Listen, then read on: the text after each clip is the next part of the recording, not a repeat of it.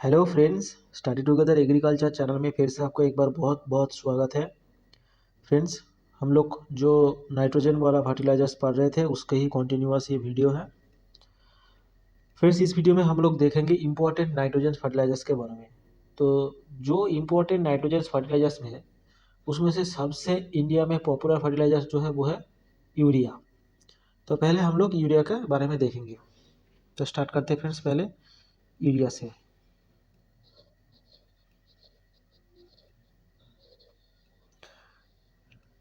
Urea क्या है friends? सबसे ज़्यादा यूज होने वाला नाइट्रोजनस फर्टिलाइजर्स है। इस यूरिया में क्यों इतना, मतलब कि क्यों ये यूरिया इतना ज़्यादा पॉपुलर है, उसका कुछ कुछ रीजंस है। जैसे कि यूरिया एक सॉलिड फर्टिलाइजर्स है। सॉलिड फर्टिलाइजर्स होने में उसको यूज़ करने में हम लोगों को ईजी आता है। दूसरा पॉइंट क्या है? दूसरा पॉइंट है यूरिया में सबसे ज़्यादा नाइट्रोजन मिलता है 46%। और भी जो फर्टिलाइजर्स है नाइट्रोजन में, उसमें जो सबसे ज़्यादा नाइट्रोजन मिलता है वो है एनहाइड्रस एमोनिया में। पर एनहाइड्रस एमोनिया जो है वो है आपका लिक्विड फर्टिलाइजर्स और हाईली वोलाटाइल इन नेचर। इसलिए यूरिया क्या है? यूरिया एक सॉलिड फर्टिलाइजर्स है, प्लस इसमें नाइट्रोजन भी ज़्यादा मिलता है। ये दो मेन कारण से, और यूरिया इजीली अवेलेबल भी है। ये तीन मेन कारण से हम लोग यूरिया को सबसे ज़्यादा पॉपुलर एक फर्टिलाइजर्स यूरिया है, नाइट्रोजनस फर्टिलाइजर्स है। तो फ्रेंड्स देखते हैं यूरिया में, यूरिया का स्टार्ट करते हैं। देखिए फ्रेंड्स, यूरिया का जो डिस्कवरी हुआ था, फर्स्ट यूरिया का जो डिस्कवरी किया था वो क्या था? H.M. रोले ने फर्स्ट डिस्कवर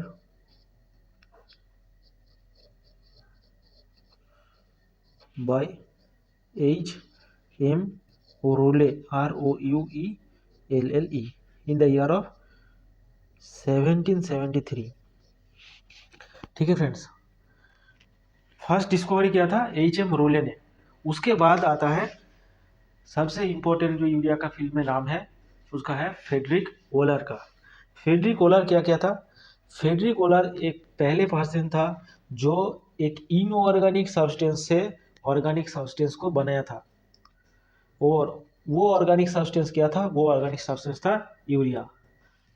तो देखिए फ्रेंड्स, फ्रेडरिक ओलर क्या क्या था?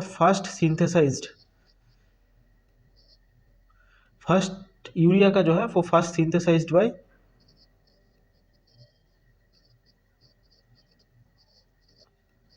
Frederick Wohler in the year of 1828। ये ईयर को भी याद रखिए फ्रेंड्स, ईयर भी बहुत इंपॉर्टेंट है। फ्रेडरिक ओलर, फ्रेडरिक ओलर क्या क्या था? इसके पहले, फ्रेडरिक ओलर के पहले जो साइंटिस्ट था उन लोगों का एक आइडिया प्रचलित था कि इनऑर्गेनिक सब्सटेंस से हम लोग कभी ऑर्गेनिक सब्सटेंस नहीं बना सकते। पर फ्रेडरिक ओलर ने प्रूव कर दिया कि यूरिया एक ऐसे ऑर्गेनिक सब्सटेंस है जिसको हम इनऑर्गेनिक सब्सटेंस से बना सकते हैं। तो फ्रेडरिक ओलर ने कैसे बनाया था यूरिया को, वो देखते हैं। फ्रेडरिक ओलर ने एक कंपाउंड लिया था जिसका नाम है सायानामिक एसिड। कौन सा है वो कंपाउंड? वो था NH4OCN।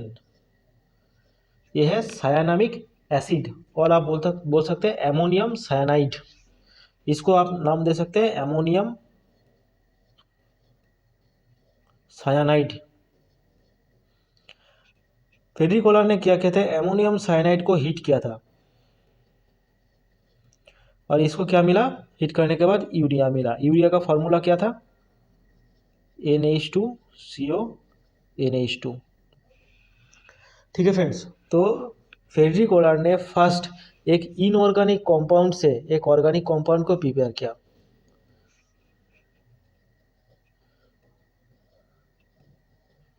इनऑर्गेनिक कंपाउंड से एक ऑर्गेनिक कंपाउंड को प्रिपेयर किया। यूरिया जो है वो ऑर्गेनिक कंपाउंड है। ठीक है फ्रेंड्स, तो ये गया यूरिया का बात। उसके बाद क्या हुआ? ये जो यूरिया को प्रिपेयर किया था वो क्या था? 1828 में। उसके बाद जो यूरिया आया, मेन जो यूरिया यूज़ हुआ, कॉमर्शियलाइज्ड हुआ, वो ओलर का उस प्रोसेस से नहीं हुआ, क्योंकि वो जो प्रोसेस है उसमें जो हमारे को एमोनियम साइनाइड चाहिए वो मिलना थोड़ा सा मुश्किल है। इसलिए कॉमर्शियलाइज्ड प्रोडक्शन में क्या होता है, जो हम इजीली अवेलेबल है उन चीज़ों से अगर बना सके तो देखिए फर्स्ट 1828 में फ्रेडरिक ओलर ने यूरिया का सिंथेसाइज किया। उसके बाद 1922 में यूरिया फर्स्ट आया आपका जर्मनी में, कॉमर्शियलाइज्ड प्रोडक्शन हुआ। उसके बाद 1932 में यूरिया आया यूएस में,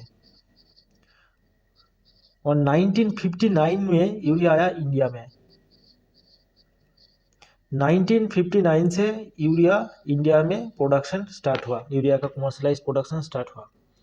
यूरिया अगर इंडिया का टर्म्स में हम लोग देखेंगे फ्रेंड्स, तो फर्स्ट जो है इंडिया में जो फर्स्ट फर्टिलाइजर्स आया था वो है एसएसपी।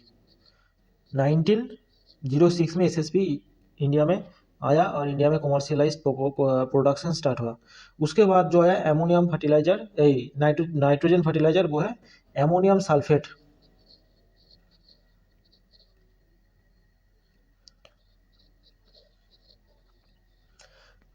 एमोनियम सल्फेट है नाइट्रोजन फर्टिलाइजर्स में फर्स्ट फर्टिलाइजर्स जो इंडिया में प्रोडक्शन हुआ, और सभी फर्टिलाइजर्स में वो सेकेंड फर्टिलाइजर्स है जो इंडिया में प्रोडक्शन हुआ। और थर्ड आपका आया urea in the year of 1959। ठीक है फ्रेंड्स, तो ये गया यूरिया का बात जो इंडिया में स्टार्ट हुआ। तो कमर्शियलाइज्ड आपका जो प्रोडक्शन है वो कैसे होता है वो ही हम देख लेते हैं। यूरिया का कमर्शियलाइज्ड प्रोडक्शन करने के लिए सबसे फर्स्ट हम लोगों को बनाना पड़ता है एमोनिया को। सबसे फर्स्ट हम लोग को प्रिपेयर करना पड़ता है NH3 को। और एमोनिया जिस प्रोसेस से बनता है उस प्रोसेस का नाम है हार्बर-बॉच मेथड और हार्बर-बॉच प्रोसेस। ठीक है फ्रेंड्स, तो देखते हैं हार्बर-बॉच प्रोसेस को। HABER Haber Bosch BOSCH Bosch process. इस प्रोसेस से क्या होता है, एमोनिया बनता है। इसमें क्या होता है फ्रेंड्स, नाइट्रोजन और हाइड्रोजन को हाई टेम्परेचर और हाई प्रेशर में, नाइट्रोजन और हाइड्रोजन से हाई टेम्परेचर और हाई प्रेशर में बनता है ammonia NH3 compound. High temperature और हाई प्रेशर, आप लिख सकते हैं टेम्परेचर जो है वो 400 तो 500 डिग्री सेल्सियस है। टेम्परेचर जो है वो 400 से 500 डिग्री सेल्सियस, और प्रेशर जो है वो 200 से 1000 ATM। इतना टेम्परेचर और इतना प्रेशर से फर्स्ट हम लोग बनाते हैं एमोनिया। एमोनिया बनाने के बाद जो कंपाउंड बनते हैं, एमोनिया को कार्बन डाइऑक्साइड से रिएक्शन किया जाता है और सेम हाई टेम्परेचर और हाई प्रोसेस से, और बनता है एमोनियम कार्बामेट। तो देखिए यहाँ पर इसका बाद क्या होता है, एमोनिया को कार्बन डाइऑक्साइड से रिएक्शन किया जाता है और इससे बनता है एमोनियम कार्बामेट। इसका फॉर्मूला है NH2COONH4, एमोनियम कार्बामेट। फिर एमोनियम कार्बामेट को हम लोग हीट करते हैं कमर्शियलाइज्ड प्रोसेस में, उससे बनता है यूरिया NH2COONH4। इसको हीट करते हैं। हीट करने से क्या होता है, यहाँ से वाटर मॉलिक्यूल निकल जाता है, H2 निकल जाता है। देखिए इसका फॉर्मूला देखिए NH2COONH4। यहाँ से 2 हाइड्रोजन, यहाँ से 1 ऑक्सीजन चला जाएगा तो हो जाएगा ये NH2CONH2।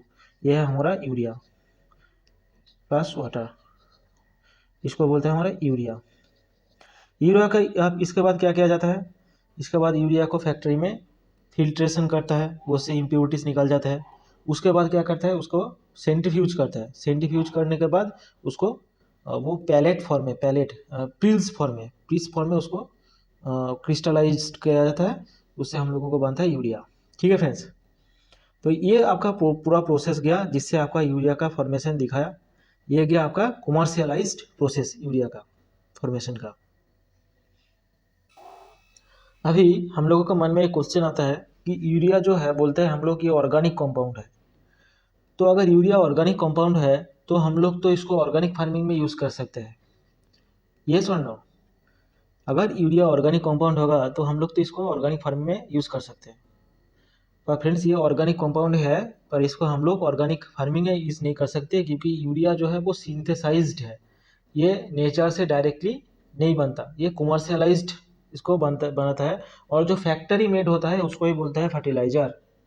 तो यूरिया ऑर्गेनिक होने के बावजूद ये एक फर्टिलाइज़र है, और इसको हम लोग ऑर्गेनिक फार्मिंग में यूज़ नहीं कर सकते। तो ये आप नोट कर लीजिए।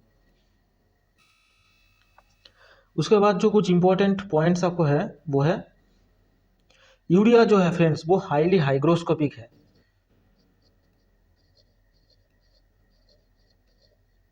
यूरिया है friends highly hygroscopic. Nitrogenous fertiliser में फ्रेंड्स सबसे ज़्यादा हाइग्रोस्कोपिक कौन सा है, वो है एमोनियम नाइट्रेट। उसके बाद आता है यूरिया। यूरिया इतना ज़्यादा हाइग्रोस्कोपिक है, इसलिए फर्टिलाइजर कंट्रोल ऑर्डर जो है उसमें मेंशन किया है, जो हमारा कमर्शियलाइज्ड यूरिया होगा उसमें 1% से ज़्यादा वाटर हाइग्रो H2O मतलब कि मॉइस्चर प्रेजेंट नहीं रहेगा। तो इसको भी आप नोट कर लीजिए, ये बहुत इंपॉर्टेंट है। फर्टिलाइजर कंट्रोल ऑर्डर जो है उसमें यूरिया को 3 चीज़ मेंशन किया गया है। एक है यूरिया में मॉइस्चर जो है वो लेस देन 1% होना चाहिए। ठीक है फ्रेंड्स। यूरिया में और एक चीज़ है बाई यूरिएट। बाई यूरिएट जो है यूरिया में वो लेस देन 1.5% आपका प्रेजेंट होना चाहिए, लेस देन 1.5%।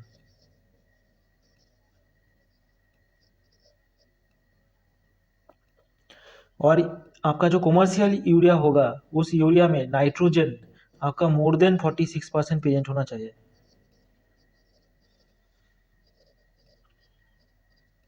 ठीक है फ्रेंड्स। फर्टिलाइजर कंट्रोल ऑर्डर क्या बोला है, बोला है यूरिया में मॉइस्चर लेस देन 1%, 1% से कम प्रेजेंट होना चाहिए। बाई यूरिएट जो है वो लेस देन 1.5% से कम प्रेजेंट होना चाहिए, और नाइट्रोजन जो है वो 46% से ज़्यादा प्रेजेंट होना चाहिए। अभी मॉइस्चर तो फ्रेंड्स हम लोगों को समझ में आ गया, नाइट्रोजन भी समझ में आ गया। अभी ये बाई यूरिएट क्या है इसको हम लोग देखेंगे कि बाई यूरिएट क्या है। बाईयूरिएट प्लांट्स के लिए फ्रेंड्स बहुत ही ज़्यादा टॉक्सिक एक एलिमेंट है। और ये बनता कैसे है, ये ज़्यादा हीट के टाइम पे दो यूरिया मॉलिक्यूल मिल जाते हैं और बन जाता है बाई यूरिया। दो यूरिया मॉलिक्यूल कैसे मिल जाता है, जैसे कि NH2CO NH2 plus NH2CO NH2, दो यूरिया मॉलिक्यूल मिल जाता है ज़्यादा टेम्परेचर होने में, और क्या क्या बन जाता है, बन जाता है बाई यूरिएट। इसका फॉर्मूला है NH2CO NH CO ये कैसे बनता है, एक NH3 निकल जाता है यहाँ से H, और एक NH2 अगर निकल जाएगा तो बन जाएगा बाई यूरिएट। और टेम्परेचर कितना ज़्यादा होगा, मोर देन 150 डिग्री सेल्सियस। तो यूरिया का प्रोडक्शन में ही यूरिया के साथ जो होता है कि बाई यूरिएट निकल जाता है, इम्प्योरिटीज करके रह जाता है। तो ये जो बाई यूरिएट है ये highly toxic to the plants है, प्लांट्स के लिए बहुत ज़्यादा टॉक्सिक है। इसलिए फर्टिलाइजर कंट्रोल ऑर्डर में ये मेंशन किया हुआ है कि यूरिया जो है यूरिया में बाई यूरिएट लेस देन 1.5% से कम उसको प्रेजेंट होना चाहिए। ठीक है फ्रेंड्स। और फोलियर एप्लीकेशन के लिए अगर जिस टाइम पे हम लोग नाइट्रोजन का यूरिया का फोलियर एप्लीकेशन करेगा, उस फोलियर एप्लीकेशन के टाइम में बाई यूरिएट को 0.25 से 0.5% के से कम प्रेजेंट होना चाहिए। ये भी आप नोट करके लिख सकते हैं कि अगर हम लोग यूरिया का टॉप ड्रेसिंग करेंगे ऐसे ही, तो उस टाइम पे सिर्फ यूरिया में सॉलिड फर्टिलाइजर में आपका 1.5% से कम प्रेजेंट होना चाहिए, और फोलियर एप्लीकेशन अगर करेंगे तो उस टाइम पे 0.25 से 0.5% के से कम होना चाहिए। ठीक है फ्रेंड्स, ये गया आपका बाई यूरिएट के बारे में। अब ये क्वेश्चन आता है फ्रेंड्स कि हमने तो सुना था कि जो प्लांट्स है, प्लांट्स दो ही तरह से नाइट्रोजन को ले सकते हैं, एक नाइट्रेट के फॉर्म में और एक एमोनिया का फॉर्म में, NH4+ के फॉर्म में और नाइट्रेट के फॉर्म में। पर यूरिया जो है, यूरिया का तो फॉर्मूला है वो एमाइड है, मतलब कि NH2 उसमें है, NH2CO NH2। तो प्लांट्स कैसे इसको लेगा, प्लांट्स इसको कैसे अपटेक करेगा, यूरिया को प्लांट्स कैसे अपटेक करेगा? प्लांट्स तो सिर्फ नाइट्रेट और एमोनिया फॉर्म में ले सकते हैं। तो यही आप हम देखेंगे कि इसको सॉइल में जाने के बाद क्या होता है।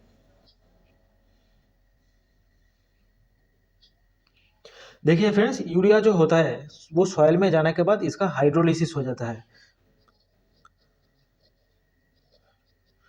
सॉइल में जाने के बाद इसका हाइड्रोलिसिस हो जाता है।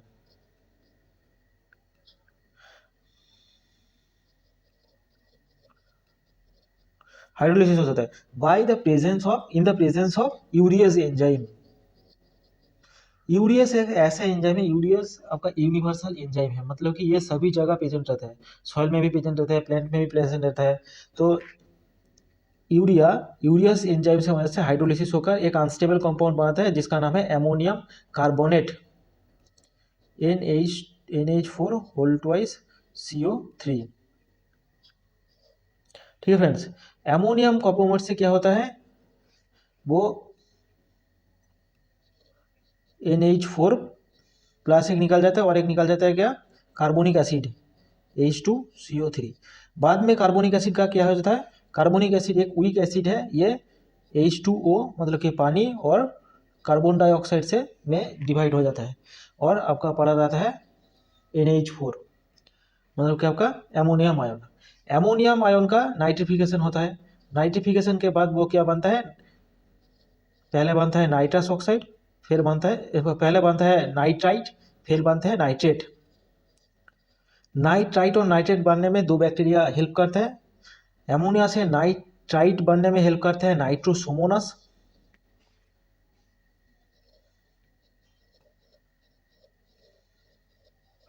और नाइट्राइट से नाइट्रेट बनने में हेल्प करते हैं नाइट्रोबैक्टर।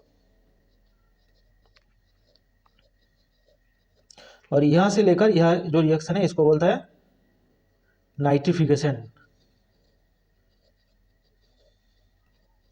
ठीक है फ्रेंड्स, तो प्लांट्स दो ही तरह से ले सकते हैं, एक एमोनिया का फॉर्म में या फिर नाइट्रेट के फॉर्म में। एमोनिया का फॉर्म में लेता है राइस वाला प्लांट्स, तो क्या होता है, यूरिया यूरिया एंजाइम से वो एमोनियम कार्बोनेट में फर्स्ट बनता है, उसके बाद एमोनियम कार्बोनेट से एमोनिया बनता है और कार्बोनिक एसिड बनता है। क्या वो कार्बोनिक एसिड वाटर और कार्बन डाइऑक्साइड में डिवाइड हो जाता है और निकल जाता है और प्लांट्स के लिए ये अवेलेबल हो जाता है। ठीक है फ्रेंड्स, तो ये गया आपका यूरिया का पार्ट, जो कि यूरिया कैसे प्लांट्स में लेता है उसके बारे में। उसके बाद है फ्रेंड्स, जो इसके पहले पहले में भी वीडियो में पढ़ा था कि यूरिया का पीएच कितना होता है। यूरिया जो आपका फर्टिलाइजर है, फर्टिलाइजर का इट्स सेल्फ पीएच जो है वो है 7, मतलब कि ये न्यूट्रल फर्टिलाइजर्स है, पीएच न्यूट्रल है, पीएच जो है वो है 7 मतलब कि यूरिया को आप पानी में घोलेंगे और उसके बाद आप ये पीएच मीटर से पीएच को मापेंगे तो इसका पीएच आपको निकलेगा 7। पर क्या है, पर ये सॉयल में एसिडिक रेसिडुअल इन नेचर है। इसका मतलब क्या है, अगर यूरिया को हम लोग सॉयल में देंगे तो वो एसिडिटी कॉज करेगा, और उसमें से वो आप पहले वाले वीडियो में आपको बोला था एसिड इक्विवेलेंट, यूरिया का एसिड इक्विवेलेंट है 80। तो सॉयल में देने के बाद यूरिया जो है वो acidic residual in nature, acidic residual in nature, और पीएच है, पीएच नहीं एसिड इक्विवेलेंट है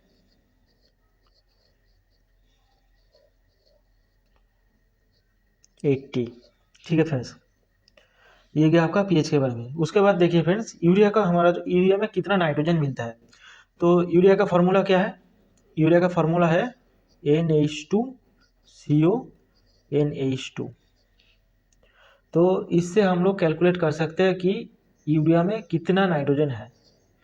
तो देखिए नाइट्रोजन, इसका मॉलिक्यूलर वेट कितना है, एन का मॉलिक्यूलर वेट है 14, प्लस हाइड्रोजन का 1 होता है, यहाँ पे 2 हाइड्रोजन है इसलिए होगा 2, कार्बन का होता है 12, ऑक्सीजन का होता है 16, फिर नाइट्रोजन का होता है 14 और यहाँ पे है 2। इसको टोटल में अगर कहे तो कितना होता है 16 + 16 32, 32 + 12 मतलब कि 44, 46, 46 के बाद 14 इक्वल टू 60। यूरिया का टोटल वेट होता है 60, उसमें नाइट्रोजन कितना रहता है, ये एक मॉलिक्यूल, ये एक मॉलिक्यूल, दो मॉलिक्यूल, मतलब कि 14 + 40 इक्वल टू 28। तो हम लोग बोल सकते हैं कि 60 अगर इसका मॉलिक्यूलर है तो उसमें प्रेजेंट रहता है नाइट्रोजन 28। तो 1 ग्राम में मतलब कि 60 ग्राम अगर होगा तो नाइट्रोजन उसका प्रेजेंट रहेगा 28 ग्राम। 1 ग्राम अगर होगा उसमें होगा 28/60, और अगर 100 ग्राम होगा तो उसमें होगा 28/60 इंटू 100 कटेगा। उसके बाद ये आप देखिए कैलकुलेट करके आपका 46 आएगा। तो इसलिए हम लोग बोलते हैं कि यूरिया का अंदर 46% नाइट्रोजन रहता है। तो हम लोग डायरेक्ट उसका मॉलिक्यूलर वेट निकाल के ये निकाल सकते हैं कि कितना नाइट्रोजन रहता है। तो यूरिया में in urea 46% nitrogen is there. उसके बाद देखिए फ्रेंड्स, यूरिया हम लोग जो मेनली अप्लाई करते हैं वो अप्लाई करते हैं राइस फील्ड में। इंडिया में सबसे ज़्यादा यूरिया अप्लाई करते हैं हम राइस फील्ड में। राइस में क्या होता है, रस में होता है स्टैंडिंग वाटर। ये अगर राइस फील्ड होगा तो यहाँ पे आपका स्टैंडिंग वाटर रहेगा। तो यूरिया ऐसे एक कंपाउंड है जो स्टैंडिंग वाटर में बहुत ज़्यादा सॉल्युबल हो जाता है। वाटर में सॉल्युबल होने के बाद क्या होगा, वाटर में सॉल्युबल होने के बाद ये क्या होगा, लीचिंग ज़्यादा होगा। लीचिंग किसको बोलता है, लीचिंग बोलता है न्यूट्रिएंट को वाटर के साथ मिक्स होकर जब ये रूट जोन से दूर चला जाता है उसको बोलते हैं लीचिंग। तो यूरिया क्या है, हाईली सॉल्युबल है। हाईली सॉल्युबल होने के लिए ये क्या करते हैं, वाटर के साथ मिक्स होकर रूट जोन से दूर चला जाता है, तो इसका लीचिंग हो जाता है। तो ये जो सॉल्युबिलिटी है इसको अगर हम लोग रिड्यूस कर सके तो हम लोग यूरिया का जो लॉस है फर्टिलाइजर देने के बाद, इसका जो लॉस है इसको हम रिड्यूस कर पाएंगे। तो ये जो लॉस है इसको रिड्यूस करने के लिए हम लोग कुछ कुछ मेथड्स यूज़ करते हैं। तो वो जो लॉस है रिड्यूस करने के लिए मेनली दो टाइप का सॉल्युबिलिटी का मैंने लिखने के टाइम में देखिए फ्रेंड्स कि यूरिया हाईली सॉल्युबल है। Urea is highly soluble in nature.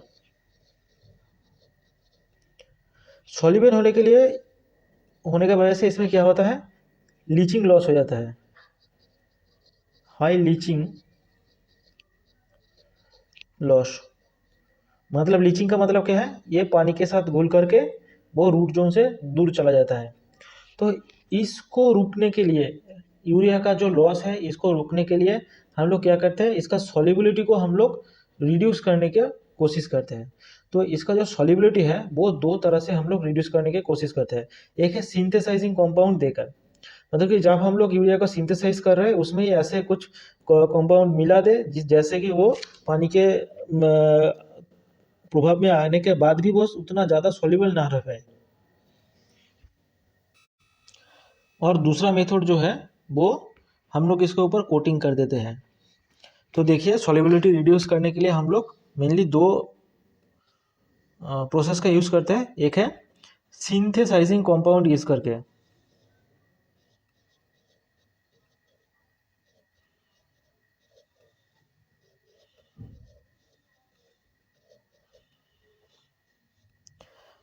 इसका एग्जाम्पल क्या है, इसका एग्जाम्पल है यूरिया। क्या क्या यूज़ करते हैं सिंथेसाइजिंग कंपाउंड, एक है यूरिया फॉर्मेल्डिहाइड।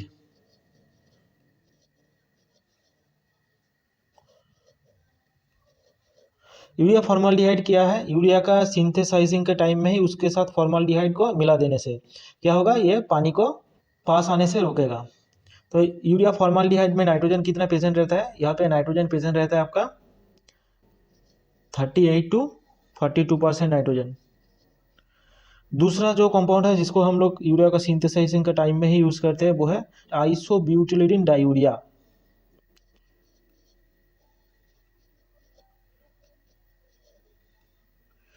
ब्यूटिलिडीन DENE डायूरिया, ये है 32.2% इसमें नाइट्रोजन रहता है। और कौन सा है, क्रोटोलोडाइन डायूरिया, क्रोटोनिलीडाइन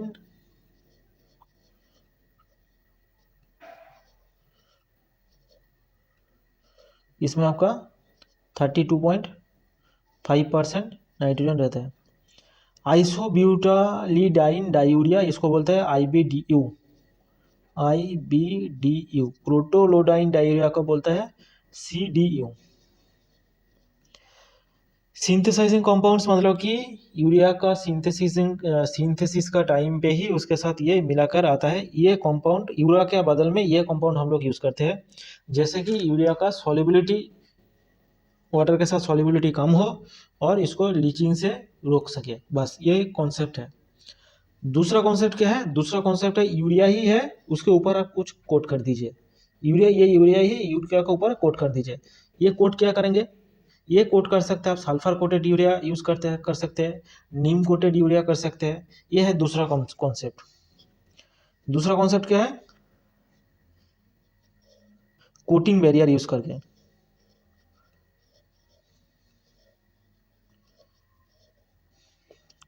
कोटिंग बैरियर जैसे कि सल्फर कोटेड यूरिया,